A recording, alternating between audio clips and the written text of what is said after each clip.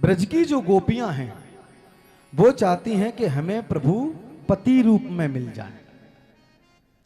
इसलिए महाराज सुबह सुबह 4 बजे उठ करके सरोवर में जाती हैं, स्नान करती हैं, कात्यायनी मैया की मूर्ति बनाती हैं और उनसे एक ही प्रश्न करती हैं, एक ही वरदान चाहती हैं। कौन सा? कात्यायनी महामाये महायोगिनधीश्वरी नंद गोपसुतम देवी पतिम में कुरते नमः। जो कन्याएं सुंदर पति प्राप्त करना चाहती हैं वो माता गौरी के सामने या अष्टभुजाधारी या माता कात्यायनी के सामने इस मंत्र का अगर वो जाप करें, कात्यायनी महामाये महायोगिनधीश्वरी नंद गोप सुतम देवी पतिम में कुरते नमः, या जिनका विवाह नहीं हो रहा है वो भी अगर इस मंत्र का जाप करें तो निश्चित है उनका विवाह जल्दी हो जाएगा। हेमंते प्रथमे मासे नंद ब्रज कुमारिका चेरुविश्यम भुंजानाम कात्यार्चनम व्रता।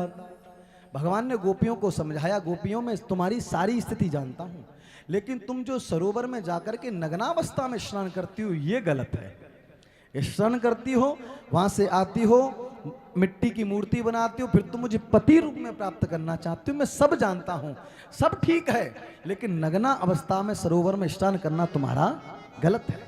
क्योंकि 2 प्रकार का अपराध तुम करती हो। जल का देवता वरुण, जिस समय तुम नग्नावस्था में स्नान करती हो उस समय जल के देवता वरुण का अपमान होता है। दूसरा लौकिक अपराध, एक ये हो गया धार्मिक, दूसरा लौकिक अपराध। कोई अगर मनचला व्यक्ति तुम्हारे सम्मुख होके निकल जाएगा तो तुम्हें लज्जा नहीं आएगी। इसलिए आप नग्नावस्था में स्नान ना करो। भगवान ने समझाया, गोपियों की बात समझ में नहीं आई। भगवान ने कहा कि घी अगर सीधी उंगली से ना निकले तो फिर उंगली टेढ़ी करना ही ठीक है। ये गोपियां स्नान करने गई और भगवान भी पीछे पीछे चले गए। इन्होंने अपने वस्त्रों को उतार के रखा, भगवान उन वस्त्रों को ही उठा ले गए। स्नान करके जैसे ही निकलना चाहती हैं, वस्त्र देके वस्त्र नहीं मिले।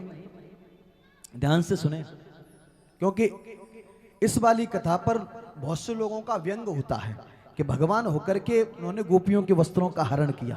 तो ध्यान दें, पहली बात तो भगवान ने गोपियों को समझाया, गोपियां नहीं मानी तो भगवान ने उनके वस्त्रों को उठा लिया, चुरा लिया। लेकिन जैसे ही भगवान ने गोपियों के वस्त्रों को चुराया, गोपियां बाहर निकलना चाहती हैं तो गोपियां कहती हैं हमारे वस्त्र तो दे दो। भगवान ने कहा कि ऐसे ही चली जाऊं, इसलिए मैं तुम्हें समझा रहा था, आज तो मैं हूं, लेकिन और कोई व्यक्ति अगर तुम्हारे कपड़े ले जाता तो कैसे तुम जाती। शिक्षा देने के लिए काम किया। एक गोपी कहती है कि चलो इसके सामने होकर के चलते हैं, इसके सामने वस्त्र पहन ले फिर भी निर्वस्त्र हैं और निर्वस्त्र हैं फिर भी निर्वस्त्र हैं, क्योंकि ये तो जगदाधार है, साक्षात परमात्मा है। किसी ने बात नहीं मानी, बोले ऐसे। एक बोली चल तेरी हम यशोदा मैया से कहेंगे। भगवान ने कहा कि तो जाओ, कहो जाकर के शिकायत करो। देखिए, भगवान ने जब ये लीला की है तब भगवान की उम्र केवल 5 वर्ष की है। कितने वर्ष की है? 5 वर्ष की। पहला कारण, 5 वर्ष के बालक में कभी भी काम वासना प्रवेश नहीं कर सकती, पहला कारण ये हो गया। और भगवान ने गोपियों के लहंगा फरिया वस्त्र नहीं चुराए। भगवान कहते हैं, भगवान ने गोपी रूपी जीव के वासना रूपी वस्त्रों को चुरा लिया, वासना रूपी वस्त्रों को चुरा लिया। भगवान श्री कृष्ण ने गोपी रूपी जीव के वासना रूपी वस्त्रों को चुराया। और जब गोपियों ने प्रार्थना करके कहा कि हमें हमारे वस्त्र लौटा दो, तो उन वासना रूपी वस्त्रों में भगवान ने ज्ञान भर के दिया। बोलो राधे राधे, कि आज के बाद तुम नग्न अवस्था में स्नान नहीं करो। दूसरी बात, वो परमात्मा है, कर्तुम अकर्तुम सा समर्था ईश्वरा, वो कुछ भी करे सब जायज है।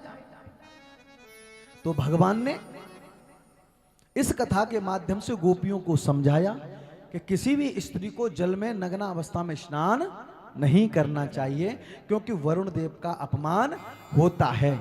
भगवान ने क्षमा कर दिया।